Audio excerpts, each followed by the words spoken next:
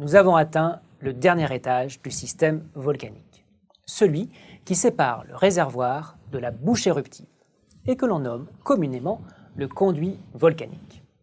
Nous allons décrire dans cette session les principaux phénomènes qui peuvent se produire dans ce conduit, en considérant dans un premier temps le cas des magmas basaltiques. Revenons tout d'abord dans la chambre magmatique, et plus précisément au niveau de la rupture qui s'est produite au toit du réservoir.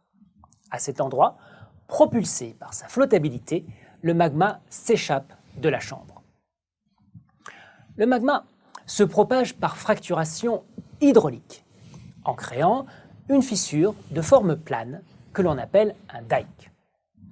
Comme nous le verrons à la fin du cours, ce sont les séismes produits par cette fracturation qui permettent aux volcanologues de détecter et de localiser les mouvements du magma avant une éruption. Disons-le tout de suite, un dike n'atteint pas forcément la surface. Si le magma n'est pas assez léger par rapport à son environnement, par exemple des sédiments peu denses, le dike va plutôt s'étaler horizontalement et former ce que l'on appelle un cil.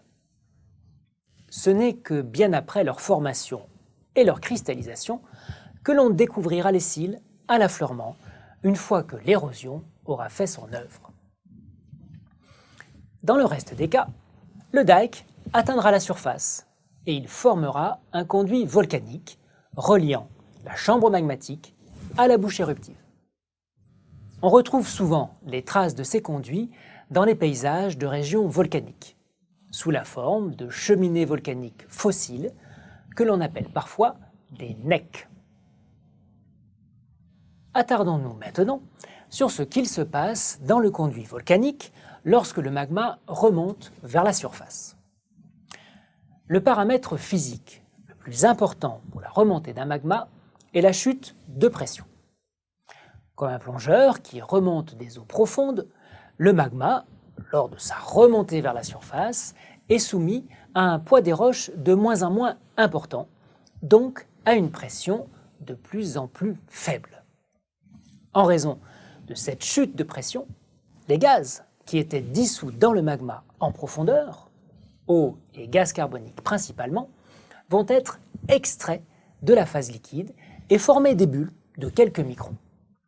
On appelle ce processus l'exsolution et on qualifie de pression de saturation la pression à laquelle se produit cette exsolution. Si le magma est peu visqueux, les bulles légères vont remonter au travers du liquide magmatique par flottabilité. Elles vont produire un dégazage continu au niveau de l'évent. La lave dégazée, quant à elle, va s'épancher en surface sous la forme de coulées effusives.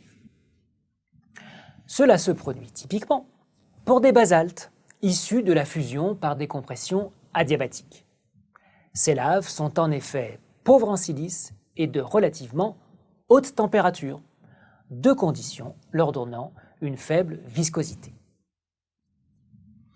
Dans le cas où le flux de gaz dans le conduit est important, c'est-à-dire si le magma dans le réservoir magmatique contenait plus d'eau, les bulles peuvent se rassembler et coalescer pour donner de grandes poches de gaz qui vont produire en surface des explosions régulières, ce qui est typique du régime strombolien.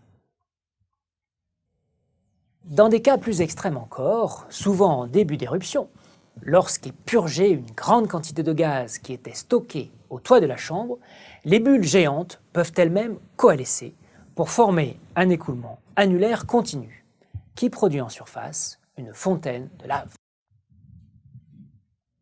Nous pouvons donc conclure que pour un magma basaltique peu visqueux, le type d'éruption est contrôlé par le flux de gaz dans le conduit. Avant de voir ce qu'il en est pour des magmas riches en silice et plus visqueux, je vous propose de répondre à un questionnaire à choix multiples.